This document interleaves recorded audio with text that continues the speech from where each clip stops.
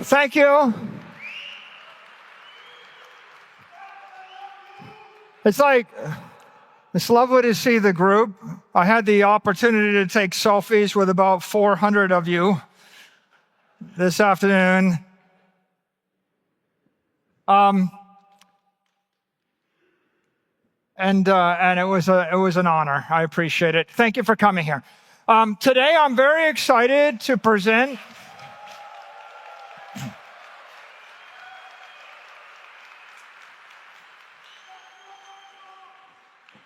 I'm very excited to present the power of 21.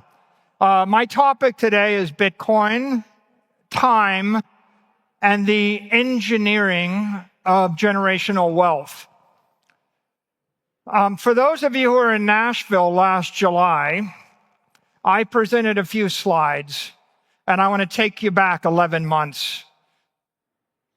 So this was the status of the macroeconomy in July. Bitcoin was appreciating 55%. It was trouncing the NASDAQ and the S&P. Gold was a laggard. Silver was lame. Bonds were losers. Bitcoin was $1 trillion asset class. It was just less than 0.1% of the wealth in the world. But we could see that something was going to change. I presented a forecast in July, and I said, I really think my base case is Bitcoin's going to grow 29% a year for the next 21 years. And that's going to cause it to appreciate to $13 million Bitcoin. We had a macro forecast, and that meant that Bitcoin was growing to be 7% of all global assets. And it was growing to be its own asset class. And you can see here, $280 trillion, but the preeminent monetary asset in the world. So all of that was last July. Bitcoin was $65,000. What happened since? 11 months. Okay, this is extraordinary. I was, as Joe said, I was bullish last July. I've always been bullish, but when Bitcoin dipped to $16,000 during crypto winter, I was bullish. But stuff that's happened in the past 11 months has been extraordinary. The White House has embraced Bitcoin. This is an extraordinary development. We didn't anticipate this. We hoped that we would get a favorable administration, and we hope we get support, and we had this inkling, but November 5th brought a sea change in politics, and although we thought we might have a pro-Bitcoin president, we didn't think we'd get a strategic Bitcoin reserve. We didn't think that the president would say, America will be the Bitcoin superpower of the world. This is an amazing development. The new administration, J.D. Vance, pro-Bitcoin, Robert F. Kennedy, pro-Bitcoin, Tulsi Gabbard, pro-Bitcoin, Kelly Loeffler, pro-Bitcoin, Paul Atkins, pro-Bitcoin, Brian Kentez, pro-Bitcoin, Scott Bessent, pro-Bitcoin, David Sachs, a new position, cabinet-level position, not just pro-Bitcoin, a cabinet member that would go on television and say Bitcoin is the one decentralized crypto network in the world. It is special. It is the digital commodity, right? The one thing that we've all known, but a cabinet member in the United States government says it. He said it in March of this year. Howard Lutnick, pro-Bitcoin. Kash Patel, pro-Bitcoin. Every one of these cabinet members flipped from 12 months earlier, where there would have been no one that would have been as bullish on Bitcoin as what we saw here. Wall Street embraced Bitcoin. $150 billion of capital, 1.4 million Bitcoin. This entire dynamic started in January of last year, but it accelerated after July. Public companies. My company was the first public company to adopt Bitcoin. People thought we were crazy. I thought we were late.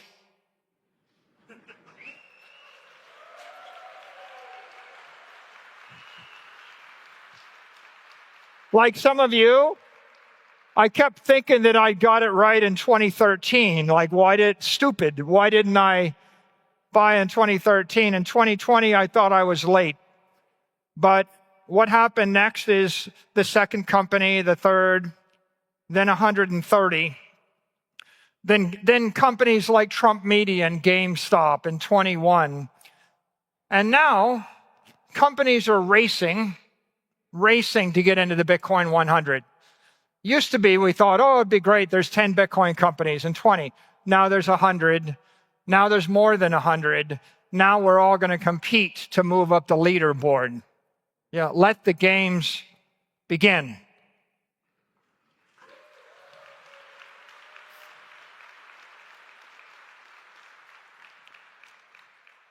Bitcoin wasn't an institutional asset. It wasn't cool on Wall Street. People thought it might be toxic. Well, now I have a whole set of equity analysts that write research and publish their research to investors, and they put a price target on Bitcoin. So now you have the entire equity capital markets embracing the asset class, writing about it, opining on it.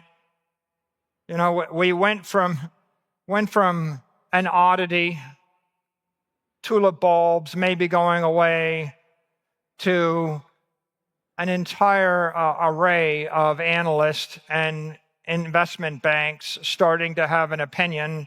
And of course, if you look at all the prices up there, their opinion is all positive, it's all bullish.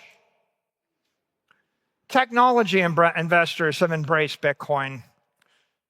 What you see there is the Bank of America investment analyst equating Bitcoin to something as profound as the light bulb, the Model T, the World Wide Web.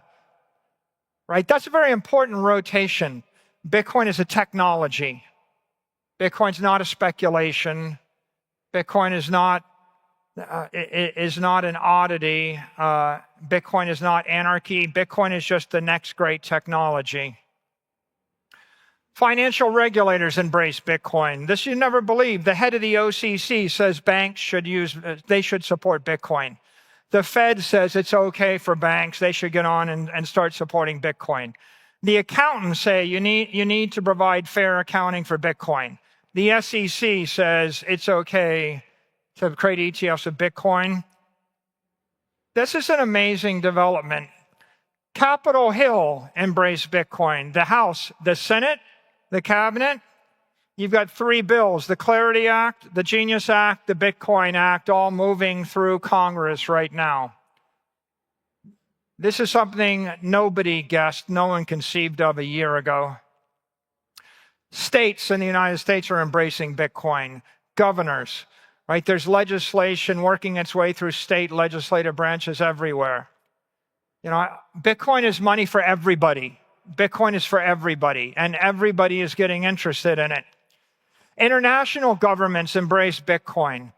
Spokespeople for the UK, for Ireland, for Pakistan, for Bhutan, for El Salvador, for Russia, in China, in Hong Kong, in Europe, everywhere, right?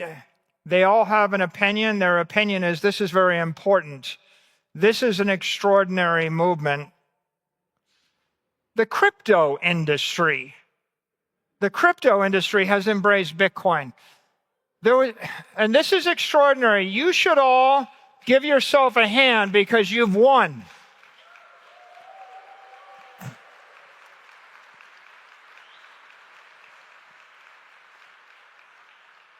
These are all public statements from the last 12 months, and let me tell you how I interpret this. This is everybody in the crypto ecosystem acknowledging that Bitcoin is the foundation of the crypto economy. Bitcoin is the reserve currency of the crypto economy. Bitcoin is the one central, certain, unshakable protocol and the fulcrum, the focal point of the entire industry. Everything else is built on top of it. There's been an unprecedented coalition that's come together in support of Bitcoin, and I think a realization that the entire industry needs Bitcoin as their ethically sound, economically sound, technically sound foundation if they're to have any future. And I think you guys should be very, very proud of that development. 12 months, what's going on? Bitcoin is still running hard, running harder than it has been, up 61%. The Magnificent Seven and the S&P are underperforming. They're struggling. The tariff wars, the trade wars have been a challenge for them. There's been a general mainstream lagging of confidence, and that's caused a surge in gold. But Bitcoin is running much harder than gold. Real estate soldiers on, and bonds continue to fail. Bitcoin's outperforming all asset classes this decade, too. So it continues with what you would expect, 56% on average ARR for the past nearly 5 years. More than double the Mag 7. That's more than double, about double the S&P. You've got gold, a little bit of a surge starting to catch up, but gold's still underperforming the S&P, and real estate less. This is an important chart. Here's what this chart is telling you. The cost of equity is 13%. That means that if a company's capitalized on gold, real estate, bonds, soybeans, oil, any other commodity, it can't beat the cost of equity. You cannot sell equity to buy real estate. It's dilutive. There is only one asset that a company in the world can hold that you can capitalize on that is higher than the cost of equity, and that is Bitcoin. And so you see the explosion in Bitcoin treasury companies is because now that the world's recognized a digital commodity, they also recognize it beats the cost of equity.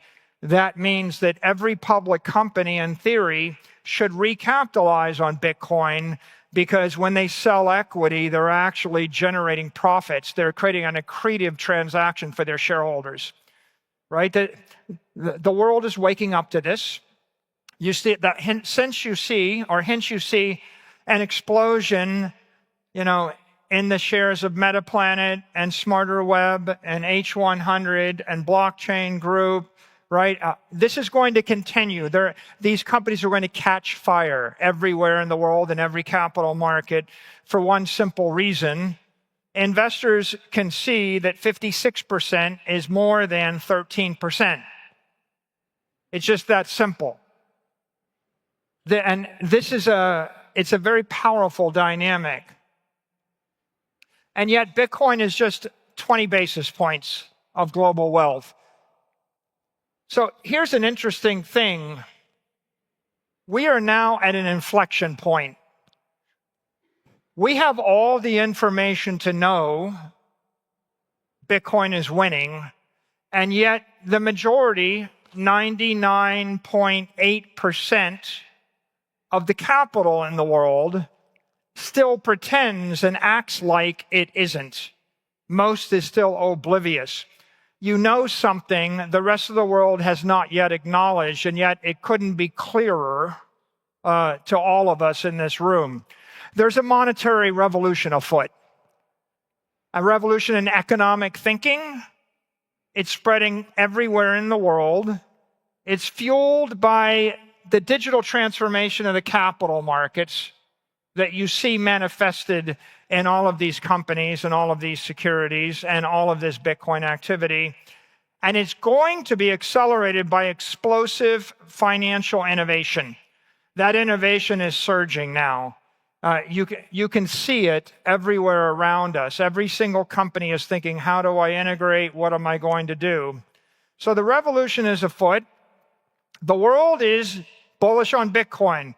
It's being adopted faster and more aggressively by governments, by banks, by corporations, by investors than nearly all of us thought a year ago, right? We were bullish a year ago, but certainly I'm hearing now BBVA is supporting Bitcoin. I'm seeing the Secretary of the Treasury saying it's okay for banks to Bitcoin. We've seen the explosion of all these Bitcoin treasury companies. I didn't think they would go so fast. I didn't think Smarter Web would go from £4 million to £1 billion in 2 months. Let's give them a hand. That's amazing.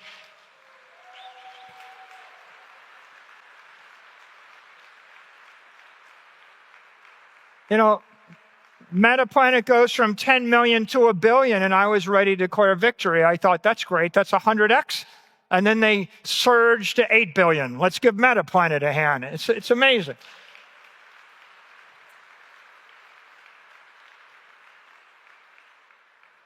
So of course you're bullish, I'm bullish, but the point is the governor of Texas is bullish. The point is the president of the United States is bullish. The point is people you don't know in places you've never been are bullish. This is extraordinary. And I take a moment to go back to someone that was bullish when none of us were here, when none of us had this information. January 10th, 2009, the network launched technically January 3rd, but it was kind of clicking away by January 9th. And the next day, a certain genius estimates that Bitcoin could be $10 million a coin. And this is so humbling. It took the rest of us 16 years, $2 trillion in order to come to a conclusion that, yeah, this is going to happen. Thank you, Hal.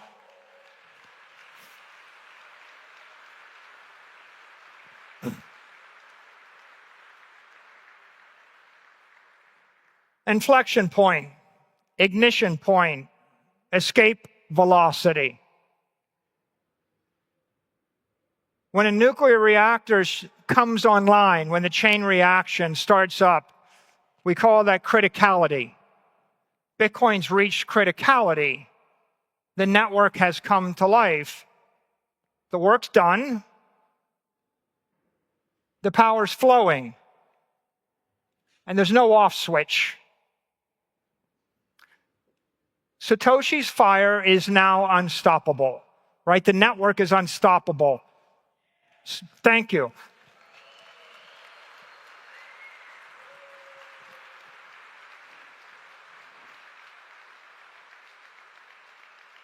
Satoshi's point is the Schelling point of global money.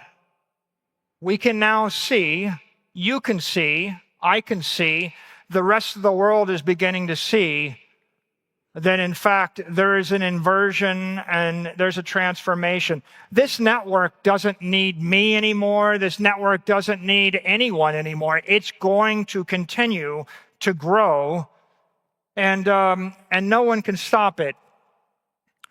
And so with that, with the help of all that information, I'm going to now share my Bitcoin prophecy.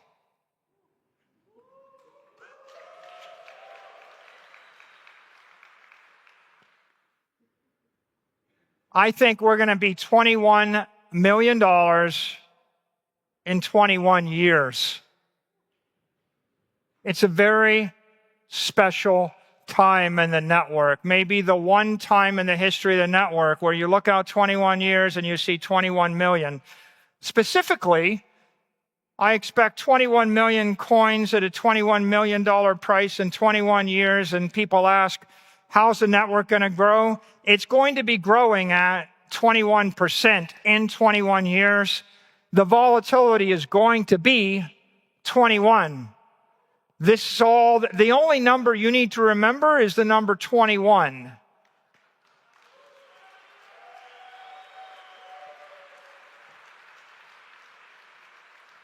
And what does that look like? Well, that looks like 28.5% from here. Not that different, slightly less than 29% ARR. But the path to 21 million is not going to be simple. It's going to be volatile.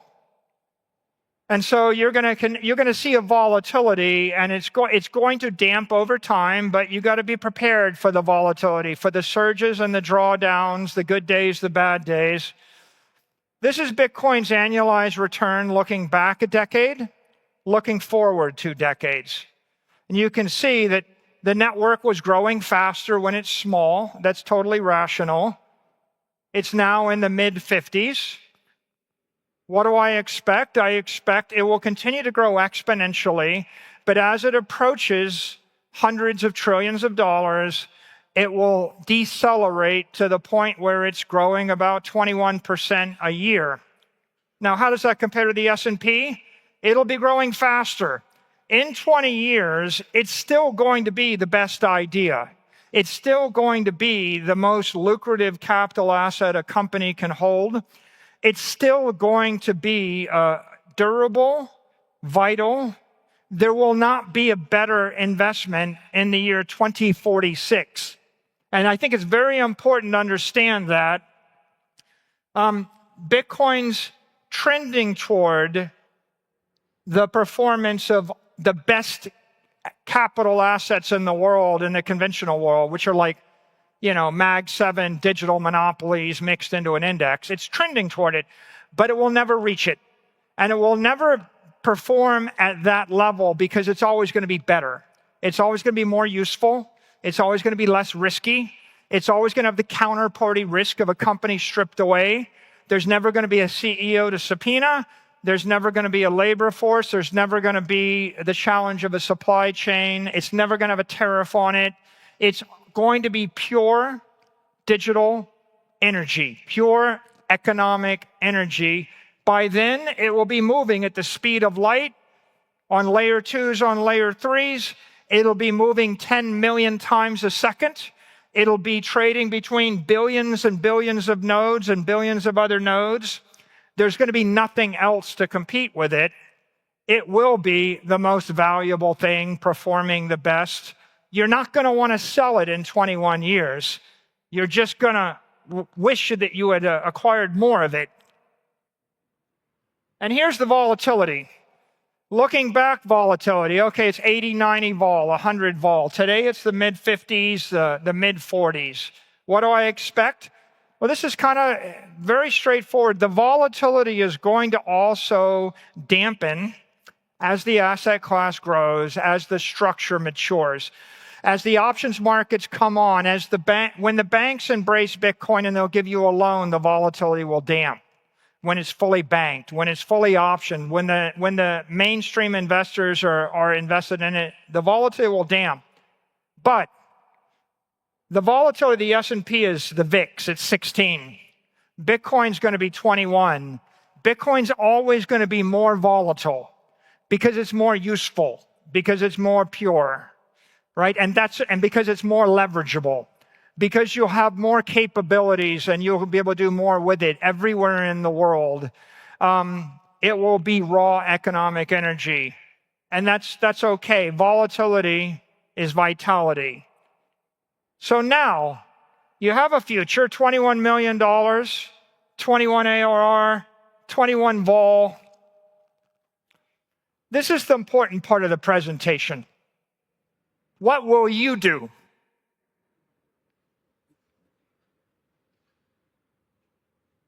First of all, you have a 21-year head start. You know something 99.8% of the capital in the world does not yet know, right? You know that this thing is unstoppable. You know that everybody needs it, and very few people understand it. That's the most valuable information in the world. If I told you Bitcoin was going to 21 million tomorrow, that's not useful. It's too late.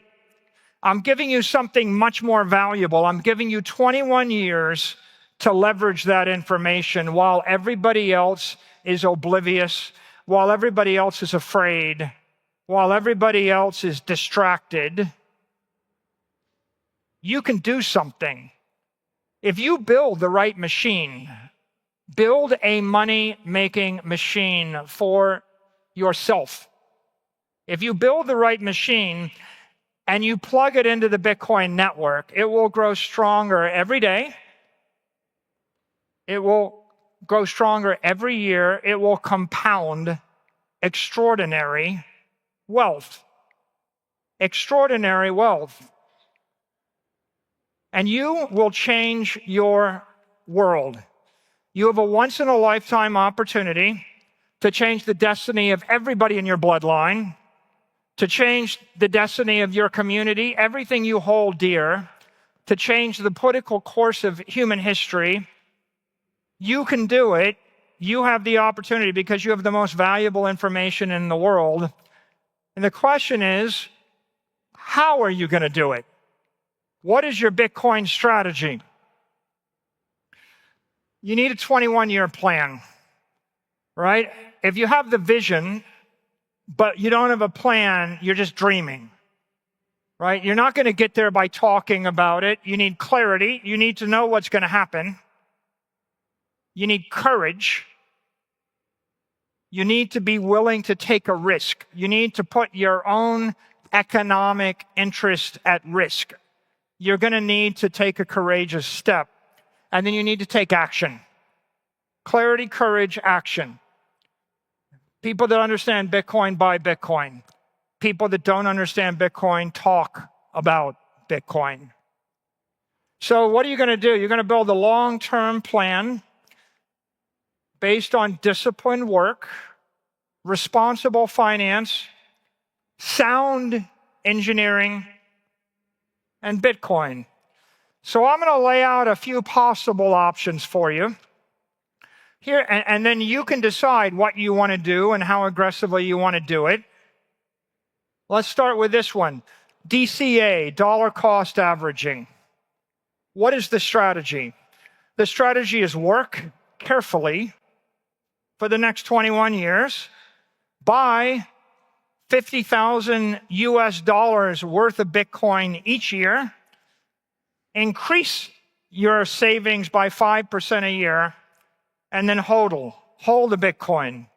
That's a strategy. What happens if you do that?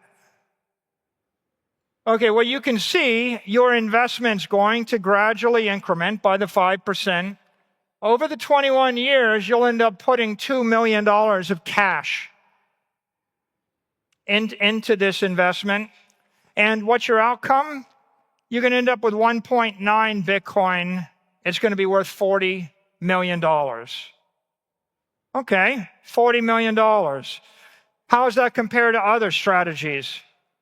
Well, if you take the same money and you put it into the 60-40 portfolio, if you're a conventional investor, if you take the advice of your financial advisor, you will have $4 million. If you put it in the S&P index, don't diversify out of that, you're going to have $6 million. If you actually invest in Bitcoin, but then every time Bitcoin doubles, you rebalance the portfolio. If you're responsible and you engage in that rebalancing, you'll have 15 million. If you let Bitcoin run by a factor of 10 and then you take money off the top and you rebalance that way, you'll have 28 million. And if you just buy the Bitcoin and don't think about the rest, you have 40. So the difference between conventional and Bitcoin is a factor of 10x. That's the DCA strategy. What's the next strategy? Leverage. Borrow $1 million up front. Pay less than 10% interest if you can. You're leveraging your future. You're going to tap your underutilized assets. If you got to sell your chairs, sell your chairs. Mortgage your house. Use capital intelligently. Ask your family for a loan. Approach your grandfather, your grandmother, your father, your sister, your uncle, your brother. Ask your friends next. Don't pay off your student loans. Definitely don't pay off your mortgage. Okay, what happens? Well, that's a single jolt of energy, one time. It's worth $190 million to you. Okay, that's actually the payoff of courage, taking a risk. What happens if you combine the two together? You basically borrow the money up front, you DCA, and then every year you leverage 5% of your existing Bitcoin stack into Bitcoin again. This is what the outlook or the outcome looks like. You're going to end up with $260 million of US dollar value. You end up with approximately 14 Bitcoin, and you can see the recycling of the leverage is a very powerful technique here. What about a financial strategy? Let's just take that a little bit further. What if I just recycle 15% leverage? Not 5%, 15%. You can still survive an 80%, 70, 60% drawdown. What happens? This. You'll be up to $370 million. And then here's a business strategy. I form a company. I maintain 10% leverage. I issue 5% equity every year at a multiple of NAV of 2. 5% dilution a year on a business. Okay, what happens there? Well, you're going to generate $760 million of wealth by issuing equity and by staying a little bit levered. And so you can see it when you consider these comparisons, right?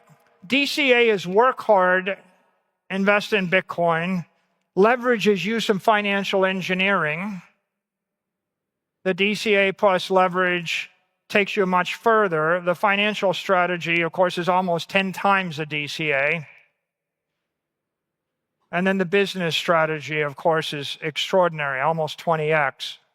Now, let's talk about tradecraft. How do you do this without getting liquidated? How do you do this in an intelligent fashion? So this is a credit matrix. On the y-axis is the interest rate you're paying.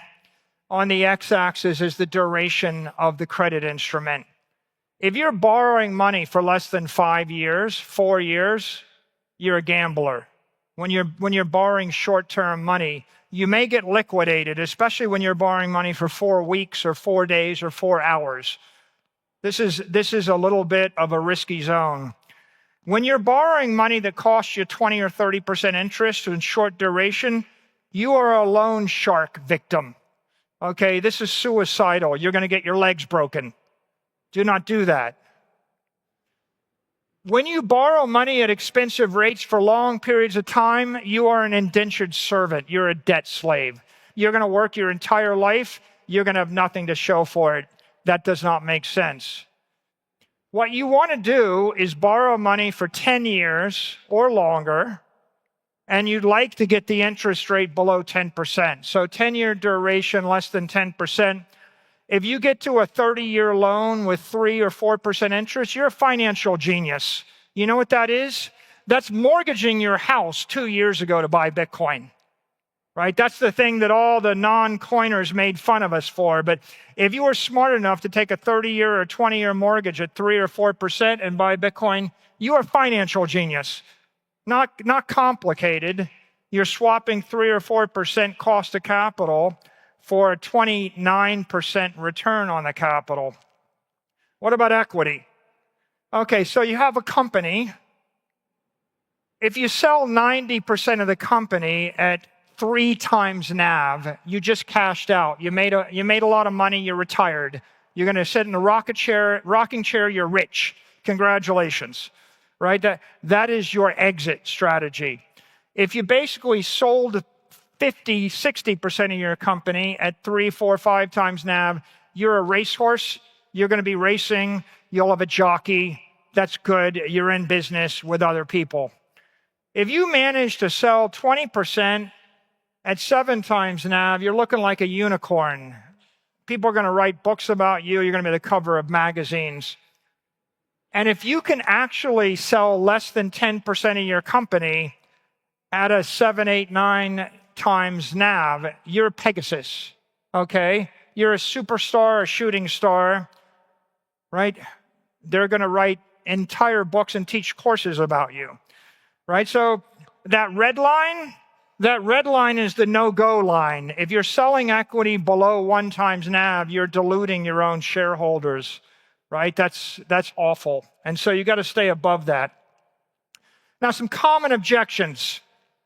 You're going to hear these objections. You're going to hear more of them from all of your, wealthy financial advisors or wealthy friends that are no-coiners. And they're going to say things like, hey, it's too late.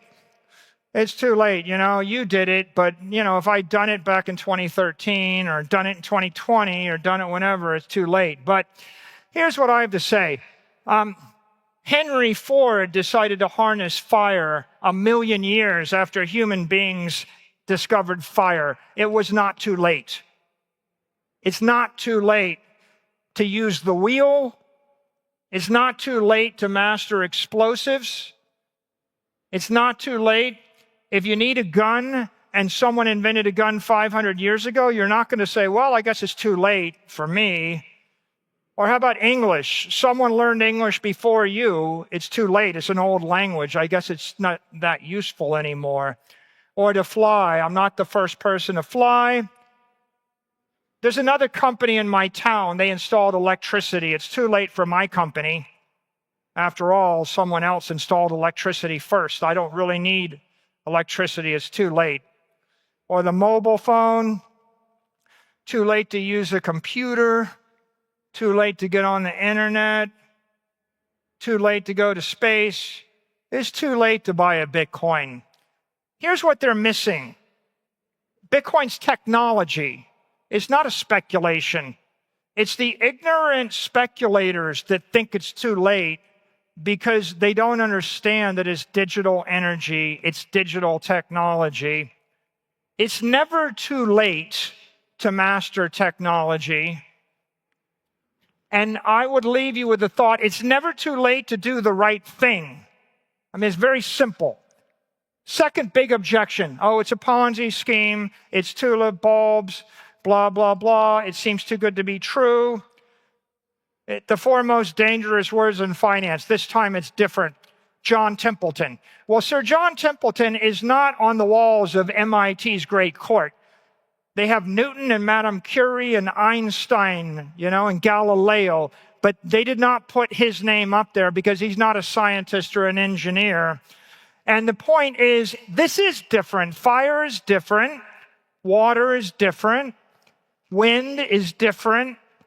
These things, guns, germs, when the Spaniards show up in the New World and 90% of the Native American Indians die because of the germs, it was different, right? These things are not the same. John D. Rockefeller noticed oil was different. If you're actually basing your strategy on a technology or a paradigm shift, then in fact it is different. And the point here is Bitcoin is different. That's why it matters. People that tell you it's not different, they don't understand it, don't be swayed by them. And now I'm going to end with some final thoughts. There's a saying in the American West, the cowards never started, the weak died along the way. In this case, to never start means to never invest in Bitcoin.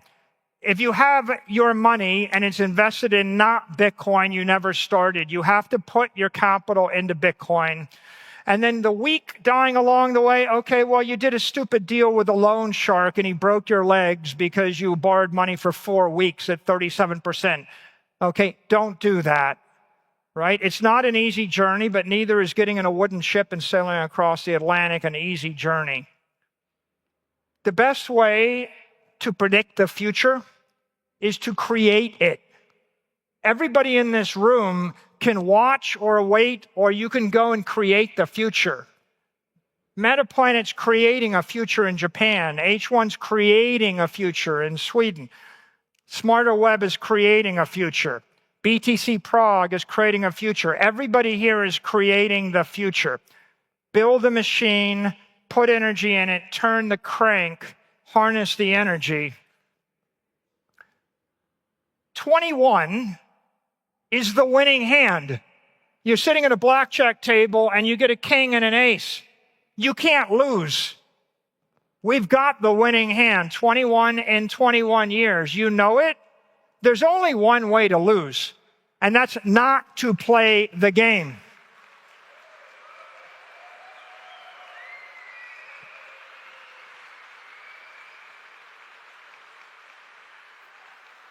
Should you magically develop the ability to see the future 60 seconds in advance, and you're sitting at the blackjack table and you see blackjack coming, bet large. Right? That's how you win. You have to play the game. You have to bet. You have a winning hand. Play it. Embrace the volatility. Volatility is Satoshi's gift to the faithful. If Bitcoin was not volatile, people with more money than you, more power than you, would outbid you for the Bitcoin. You couldn't have it. The only reason you have the opportunity, the only reason that you have a 21-year head start is because it's volatile. At the point that it becomes completely predictable, Warren Buffett will say, oh yeah, we get it. We just bought all the Bitcoin. The Bitcoin went to 20 million a coin. Your opportunity is gone.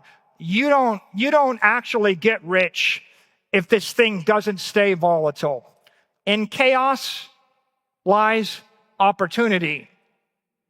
It's not the bug, it's the feature. Revel in it.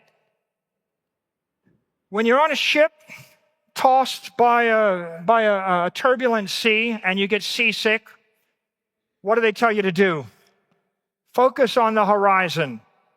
Look out. What is the horizon? The horizon is 21 years, and what's on the horizon? $21 million. And don't pay attention to what's happening in the here and now. Look out. It will calm you. You won't do something you're going to regret later. HODL, what does it mean? It means ignore the noise. It means the noise dilutes your performance. It distracts your attention. It detracts from your quality of life. The news media, everybody is constructed to actually generate noise, to generate inflammation, to tell you, oh, this or that or the other thing, and you have to avoid allowing it to make you make a mistake or wreck your life. HODL. Remember, on the horizon, 4.8 Bitcoin makes you a centimillionaire. You'll be 300 times as wealthy as the average middle-class person at that point. 48 Bitcoin makes you a billionaire in 21 years if you can get to 48 Bitcoin. And trust me, you're going to want to get to 48 Bitcoin if you can. Why? This is the chance to build your legacy, right? Thinking beyond yourself, you can do it for your family, do it for your children. If you don't do it for your children, do it for your community. Do it for your way of life. At the end of the day, do it for everybody in this room. Do it for the people that took this journey with you, that bled, that sacrificed, that took risk, that fought for this thing that you have an opportunity to share in. This is your legacy. Leave that. If you don't leave it to your children, leave it to the Bitcoin community. And I will see you at 21 million. Be there.